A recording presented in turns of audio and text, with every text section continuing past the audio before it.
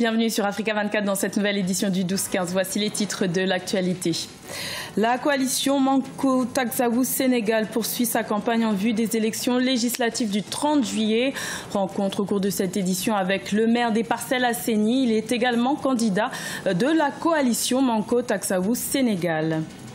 La Banque de développement des États de l'Afrique centrale soutient la diversification des économies des États de la CEMAC. L'institution financière a adopté un plan stratégique 2017-2022 lors d'une assemblée générale le 24 juillet. Et à la découverte de l'association Afribana, il s'agit de la première plateforme panafricaine lancée officiellement le 19 juillet qui défend les intérêts du secteur fruitier en Afrique. J-5 avant les élections législatives au Sénégal. Les scrutins sont fixés au 30 juillet. Candidats et coalitions continuent de battre campagne à l'exemple de Moussassi, maire des Parcelles Assainies et candidat de la coalition Manko Taxawou Sénégal. El Hadjindjaï.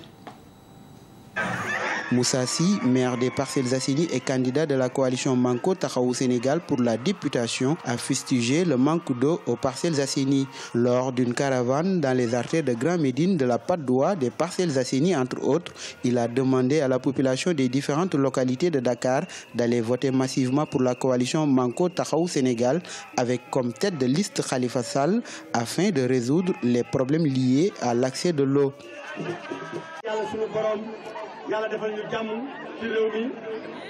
À l'unité 26, il n'y a pas d'eau. Au-delà des 26, toutes les Parcelles Assainies manquent d'eau. Ce n'est pas normal qu'en 2017 que le gouvernement du Sénégal nous parle encore des forages à Dakar ou aux Parcelles Assainies pour que les gens puissent boire. C'est extrêmement grave. Je vous invite à aller voter le 30 juillet prochain pour changer cette donne.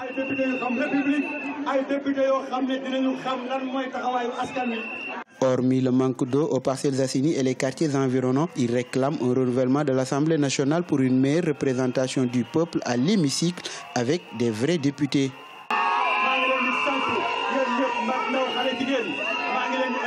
Je vous invite à aller voter le 30 juillet prochain la coalition Manko Taxawou Sénégal pour changer cette donne. Il faut mettre fin à la souffrance du peuple sénégalais.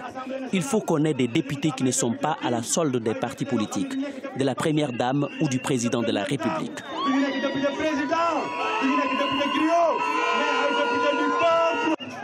Moussassi compte faire sa campagne de clôture des législatives le mercredi 26 juillet. Selon lui, plus de 5000 membres et sympathisants seront présents. À noter que la campagne électorale pour les élections législatives prend fin le vendredi 28 juillet à minuit. La Banque de développement des États de l'Afrique centrale est prête à accompagner les pays membres de la CEMAC dans la diversification de leur économie. Elle a approuvé lors de l'Assemblée générale du 24 juillet à Brazzaville un plan stratégique qui s'étend sur 4 ans. Plus de détails dans ce reportage de notre correspondant à Brazzaville, Deva Banzou. Le plan stratégique 2017-2022 de la Banque de développement des États de l'Afrique centrale a été adopté ce 24 juillet 2017 au cours de l'Assemblée générale ordinaire qui s'est tenue au siège de la dite banque. Avec les temps difficiles que passent les pays de la sous-région Afrique centrale, ce plan ambitionne d'appuyer la diversification des économies de ces pays par le financement de l'agriculture, de l'élevage, de la pisciculture et de l'agro-industrie. La feuille de route a été présentée puisque nous venons d'adopter un programme stratégique pour la banque et nous allons tous nous en tenir parce que je pense que c'est l'une des voies pour sortir notre sous-région des problèmes qu'elle connaît actuellement. On a adopté un plan stratégique qui tient compte surtout des réformes qui sont opérées au niveau de la CEMAC. Elle arrime son programme au développement communautaire. Le Congo attend beaucoup de la BDAC en ce moment, du nouveau programme de financement. Notons que l'Assemblée générale a approuvé l'entrée du Maroc dans le capital de la banque, gage du renforcement de la coopération sud-sud. Par ailleurs, le ministre des Finances et du Budget de la République de Guinée équatoriale, Michel Ngonga Obiang Eyong, a passé le témoin à son homologue tchadien, qui dorénavant présidera les séances de l'Assemblée générale de la BDAC. Bien entendu, j'ai pris la mesure de la tâche, qui est une grande tâche d'ailleurs, mais nous mettrons tout en œuvre pour sauver ce très beau outil de développement que nous avons. Et je pense qu'avec, honnêtement, l'appui du personnel de la B2AC et de tous mes collègues ministres des Finances de la zone, on devrait pouvoir, je dirais, arriver à de bons résultats. Ce changement est intervenu conformément à la décision de la 13e session ordinaire de la conférence des chefs d'État de la communauté économique et monétaire de l'Afrique centrale qui avait conduit à la nomination du président tchadien Idriss Déby Itno à la présidence de la communauté. Nouvel outil de défense pour le secteur fruitier africain, l'association Afribana a été officiellement lancée le 19 juillet à Bruxelles. Il s'agit de la première plateforme panafricaine qui défend les intérêts des producteurs et des exportateurs au Cameroun, en Côte d'Ivoire et au Ghana. Les explications de Marcel Farba-Maroun. Une association de producteurs et d'exportateurs de fruits du Cameroun, de la Côte d'Ivoire et du Ghana, Afribana, a officiellement lancé ses activités mercredi 19 juillet 2017 à Bruxelles, en Belgique. De ce fait, l'association Afribana devient la représentation permanente d'une communauté de producteurs et d'exportateurs de fruits de ces trois pays. Plusieurs échéances au niveau européen revêtent une importance stratégique pour les producteurs africains.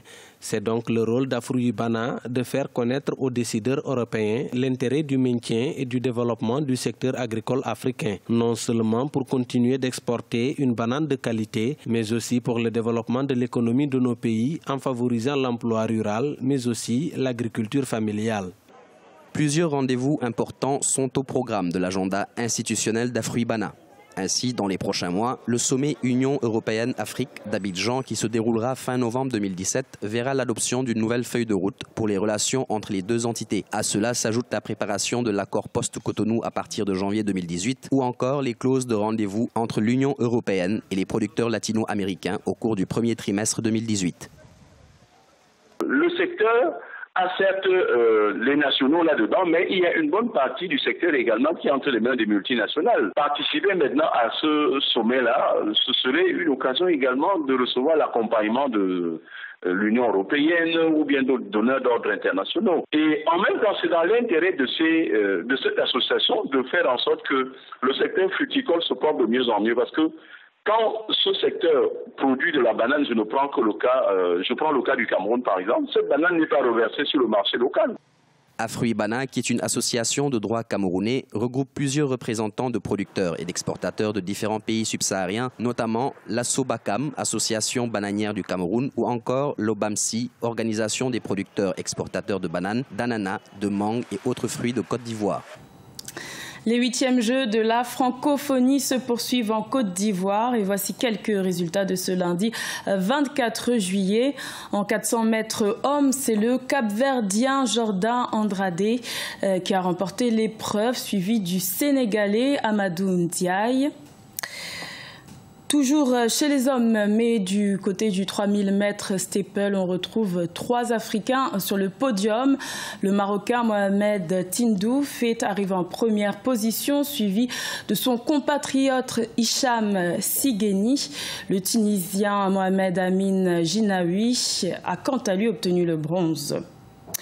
La finale dame de lutte libre 69 kilos s'est également jouée ce lundi 24 juillet et c'est la Sénégalaise Sambou Anta qui a remporté cette compétition face à la Canadienne Kayla Brodner avec un score sans appel de 10-0. Déception en revanche du côté des hommes en lutte freestyle 97 kilos. Le Camerounais Cédric Yann Nyamsi Tchouga, dernier africain en lice, a vu ses espoirs s'arrêter aux portes de la finale. Il a remporté la médaille de bronze face au Sénégalais Aristide Diatta. Ce journal a été réalisé par l'ensemble de la rédaction. Merci de votre fidélité. Retrouvez dans un instant une nouvelle édition de l'information sur Africa 24.